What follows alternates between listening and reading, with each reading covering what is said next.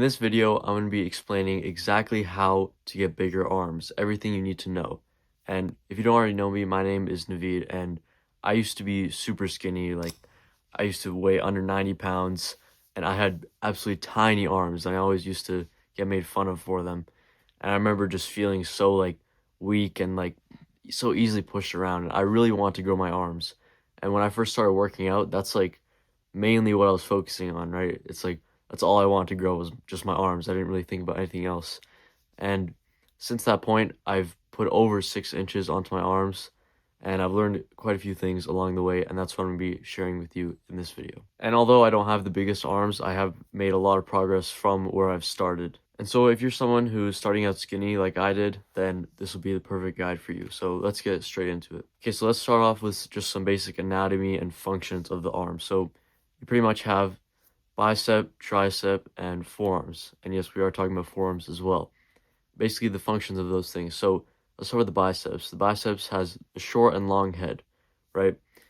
Pretty much, you can't isolate between them too much, and it's not really something to worry about. So you can kind of just think of it as one thing.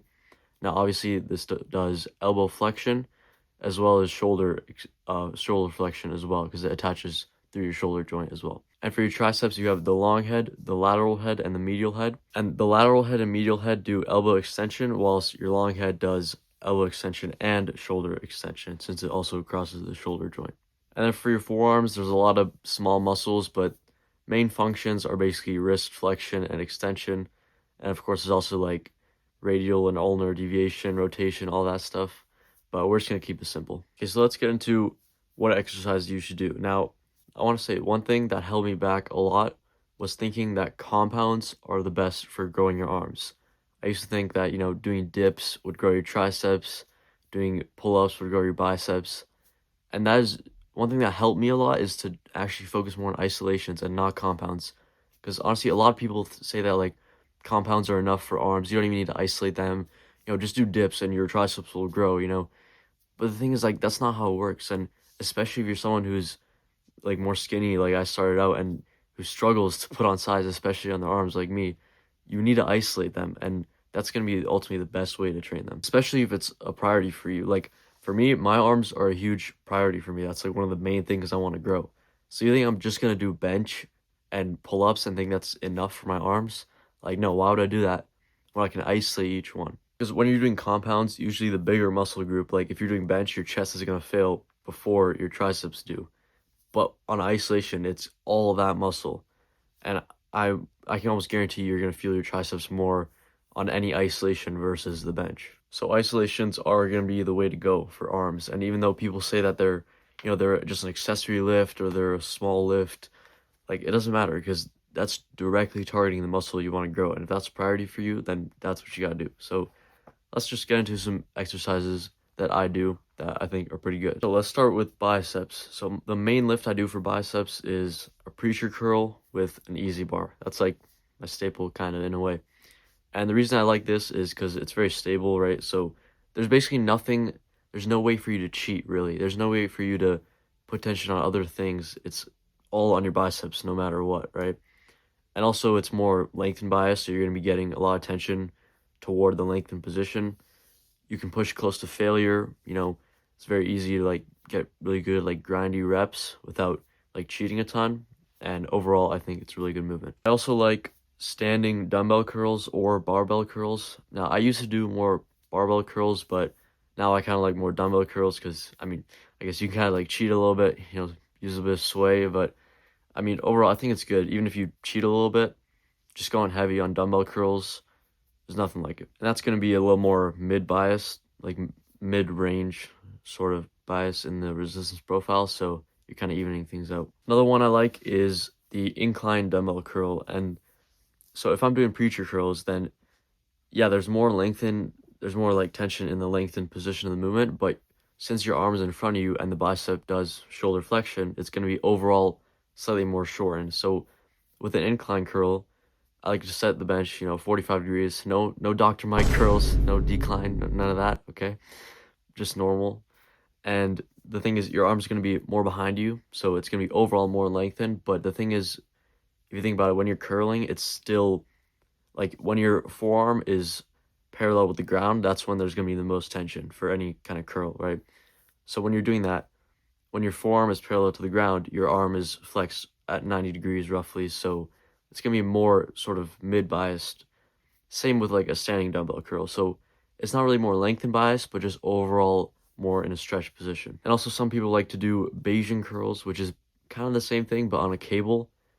Honestly, I think the dumbbell version is just better because if you think about it, with the dumbbell version, you have a bench behind your back that's stopping you from, moving backwards.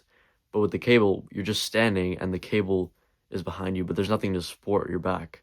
So it's just pulling you back basically. There's really not much difference because cables basically just act like free weights, but like you can change where the tension comes from. So with the cable version, you're just changing the angle by changing the height of the cable, but with the dumbbell version, you're just changing it by changing the incline of the bench. So really it's the same thing, but the dumbbell version is more stable. That's like mostly all I do. Now you could add like a concentration curl, I would say, to just get all the different positions. That's gonna be a little more short bias, but pretty much, I mean, that's all you would really need. And also you can do hammer curls, and this is more for sort of the brachialis, which is basically the muscle sort of in between your biceps and your triceps on the outside of your arm. And it can sort of help like, just add like thickness to your arm overall. I mean, it's gonna be working like it does elbow flexion. So any curl you do really, it's gonna be working the brachialis to some extent. I mean, anything with elbow flexion is gonna be working as well. But it can be useful to isolate it further. So basically what you're doing is when you're doing a hammer curl, or you're basically pronating your wrist. So you're turning your palm face down. It's going to be activating less of the biceps. So that means the brachialis is going to be taking over more. And yeah, it could target biceps a little bit if you're doing hammer curls, but if you're trying to do that, then just do something with a supinated grip anyway. I also do like reverse curls for the brachialis as well. So yeah, make sure you just have a little bit of like hammer or reverse curl in your program, but mainly for biceps, it's going to be the ones I said before. And like I said, you can't really isolate between short or long head. So as long as you have those variations, then you're going to be hitting all of them. And honestly, as long as you have any curl variation, you're going to be getting like 80% of the growth for your bicep anyways. Okay, let's move on to triceps. So for triceps, some exercise I like are tricep pushdowns, first of all. So this is going to be a little more short bias, right? And this is going to hit pretty much all the heads because either way, it's going to be hitting the lateral and medial head because, you're extending your elbow, but also the long head because you're not like moving at your shoulder at all. So pretty much what I like to do for these is make sure you keep your shoulders like nice and depressed. Keep your shoulders low. That's going to help get your long head a lot more. I think it is good to focus on the contraction on these, and the contraction is really good on these as well. And basically just keep the shoulder depressed, contract all the way, right? And then on the way up, I sort of keep my elbow back a little bit, but then at the top, I sort of let my elbow come forward just a little bit. So I get a little bit of that shoulder extension, which is a function of the long head as well, sort of at the top. And I usually do these with an easy bar. Another one I like is doing overhead tricep extensions. And I mainly like to do these with the rope attachment. And it's basically good because you're getting basically the opposite of the tricep pushdown in some way, basically the opposite position. Because the tricep pushdown, it's more shortened, whereas the overhead extension, your arm's all the way overhead, so it's going to be more lengthened bias for your long head. Now, there's a bit of a debate on where you should set the cable height. Now, let me tell you a quick story. So one time, way back when I was, a lot smaller, I was doing overhead extensions on the cable at the gym. I'm just doing my set, and I had the cable set like pretty low, like maybe around knee height or so. I was just doing it standing straight up, right? I'm doing my set and I'm like in the middle of my set. I have maybe like three reps left before failure. And this random guy just comes up to me and he's like out of breath for some reason. And starts talking to me right in the middle of my set. And he's like, wait, I'll talk to you. Give me a second. And then I'm like, okay, whatever. I finished my set. And then he's like, oh, actually it's better if you set the cable higher because then it takes the stress off your shoulders or whatever. And I was like, what is this guy talking about, right? And eventually I did switch to doing it that way, not because he told me, but just eventually because I thought it felt better. And then literally, like recently, like a few months ago, I was doing it that way where you have this cable set higher and you're like leaning forward. And then this personal trainer comes up to me and he's like, oh, like if you're doing this for triceps, like you should set it lower so you get more stretch. And no one has ever came up to me and told me like anything, gave me any advice except for that one exercise for some reason. So which one is better? If you think about it, the argument for doing it with the cable set lower, like the personal trainer said, is that it gets more stretch. But if you really think about it, the angles are basically the same, because if you have the cable set lower, you would think, more stretch because like your forearm is going to be 90 degrees with the cable when it's lower down. But really, if you set it higher, yeah, it's like less stretch, but you're leaning forward to compensate. So if your body's like this, or hold up, yeah, if your body's like this, cable's here, like that angle, right? If you move the cable up and you lean forward, it's the same angle. You see what I mean? And the reason I like the leaning forward version more is because it gives you kind of a counterweight. Like your body is being used as a counterweight versus if you set it low and stand straight up, it's kind of like bending you backwards in a way. Although I could see how to some extent, if you set it low, you're more like stacked with the weight, so it might be more stable. I don't know. I mean, overall, they're pretty similar, and I just prefer doing them like leaning forward. But yeah, I don't know why that's such a big debate on that. Just do whichever one you like, I guess. And the next exercise is skull crushers, and I like these. I mean, they're pretty similar to sort of overhead extension in a way. It depends how you do them. There's like two ways. You can either lower it to like your head, kind of, or you can lower it sort of behind your head. And I do it like lowering it behind my head just because I also do jam press, which we'll get to next. But it's kind of the same. It's like kind of more, it's more focusing on shoulder extension if you do it that way. So it's getting more long head and also a bit of lateral and medial as well. But it's not getting a full stretch on the elbow, like flexion slash extension part.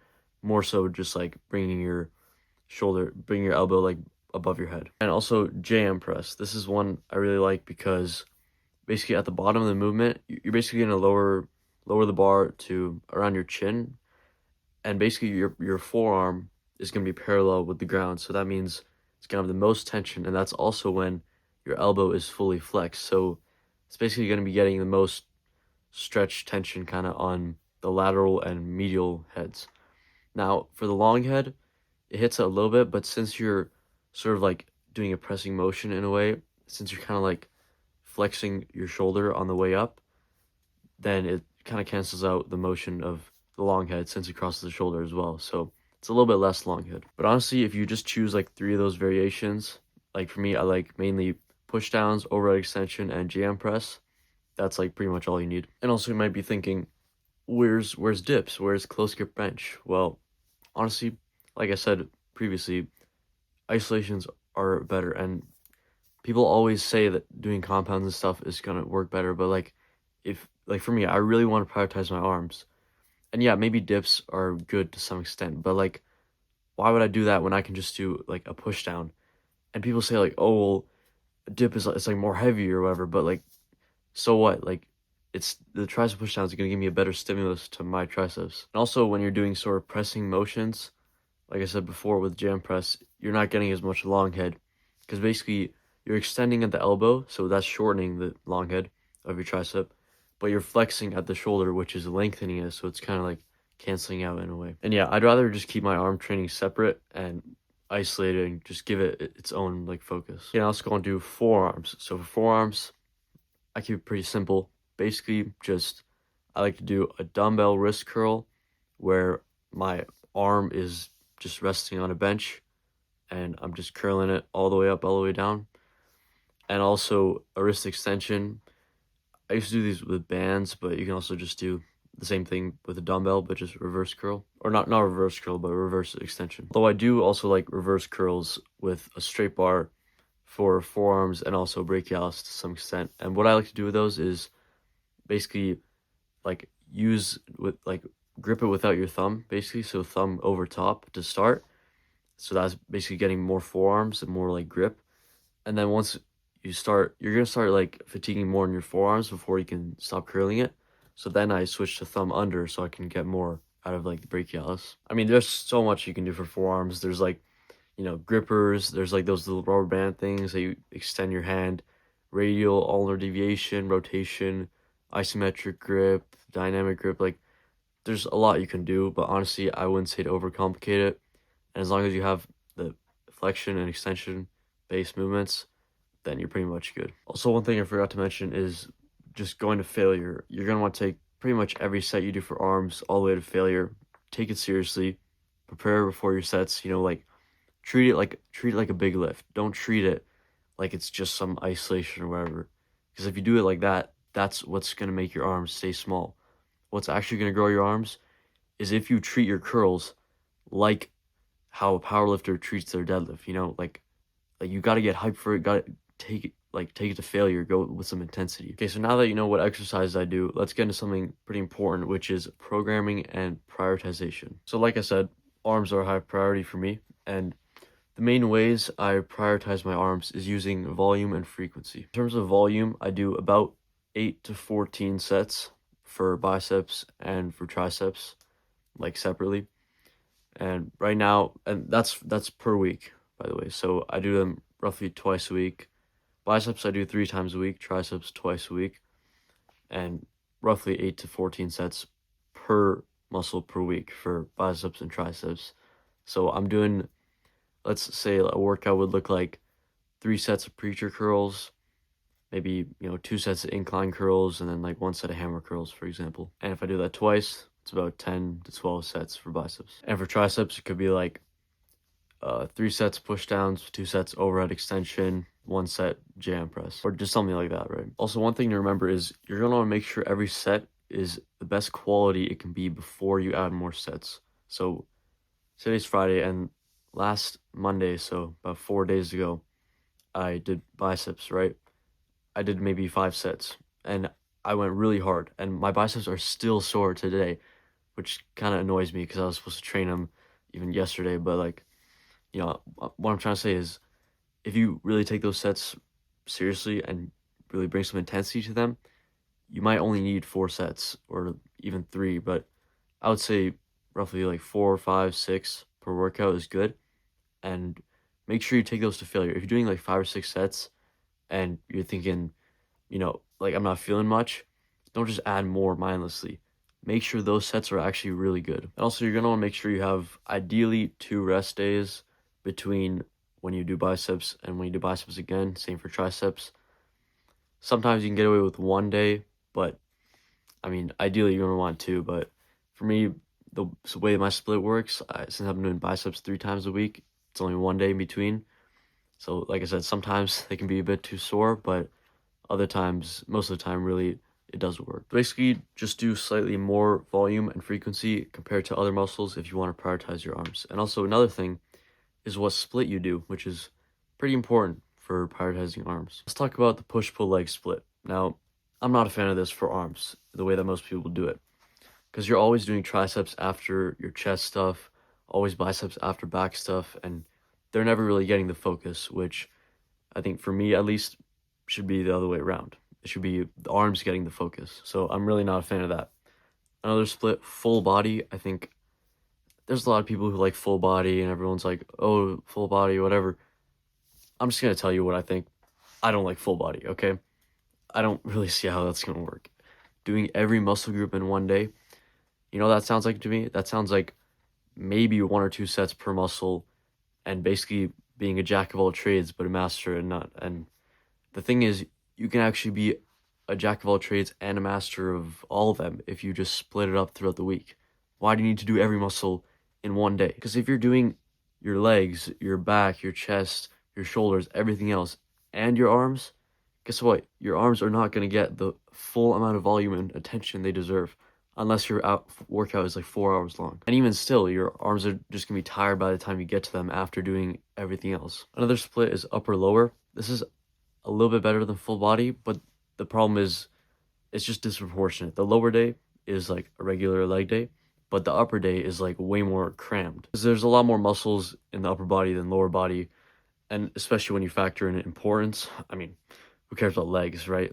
Obviously, upper body is going to be more important, and there's more muscles and variety in the upper body, so doing all that in 1 day, that's really just a crammed in workout, and then the lower body day is like not very crammed. Okay, so what split do I think is good? I think a good one is the Arnold split because you get that dedicated arm day. So I think that's a great one. The split I do is basically the Arnold split and the push-pull leg split sort of combined, but pretty much that allows me to sort of still get the benefit of like doing chest and back on separate days with the push-pull leg side of things, but then also get the dedicated arm day with the Arnold split side. Also, another thing I've done, I basically put biceps on push and triceps on pull, so switch them around, because that way, if you're doing a push day, right, you're doing chest, right, your biceps are not getting fatigued, so once you get to biceps after chest, they're still fresh. Same with triceps after back. And I've gone to even more extremes trying to make like crazy splits where I'm alternating bicep, tricep every day. Like I've tried to like do all that, try to make it work, and it does get like too much. I've definitely been to that point where it's like, okay, in theory it works, but like in reality, it's just like too much. It's too messy. But with this split and the changes I've made and like swapping biceps and triceps on push and pull, I found it really isn't too much and it actually just works really well. And I still do them at the end of the workout. And also I've tried doing like biceps first and then chest as well, and like triceps first and then back. That just gets too much. And either way, if you're doing it that way, it's fine to put biceps at the end because like I said, they're not getting fatigued from the chest stuff. So I do them at the end of the workout. Okay, so now for forearms, I do about 3 times a week, or at least try. I don't always have time, but that would be ideal. And what I like to do is basically do less sort of volume at a time and spread it out more because forearms are involved in almost everything you do when you're lifting, right? Anything you do using your hands, deadlifts, pull-ups, curls, even like all that stuff.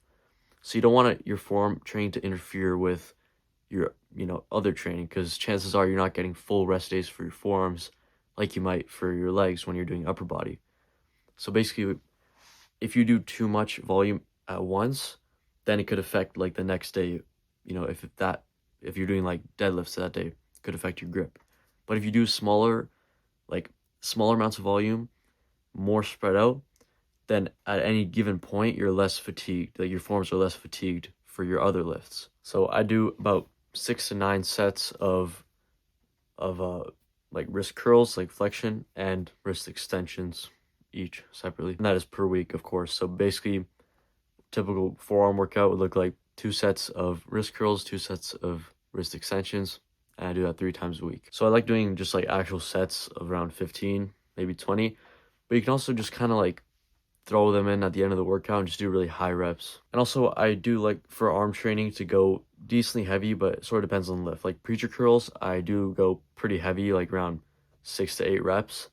But then for like tricep pushdowns, I find if I go too heavy, I'm not able to like keep my shoulders depressed. So I do it more around like 15 reps. But you can go pretty heavy for arms. And also one final thing is that you're gonna need to know that progression is gonna be pretty slow. You're gonna have to be very patient, okay? Because you see all these people with big arms. You wish you had bigger arms, but you're doing all this training, but it's gonna take time. At the end of the day, it's gonna take years, okay? It doesn't happen overnight. So you're really gonna want to make sure that you're patient and just make sure you're enjoying the training. Also, make sure that you're measuring your arms. Like measure just the circumference of your arms maybe once a month. Keep track of that progress. And also, one big thing is if you're not making progress for a prolonged period of time, it's probably because you're not gaining weight, because that's a big part of growing any muscle, really. And a really important thing is that you need to bulk and you need to actually gain weight, especially if you're starting out skinny like I did.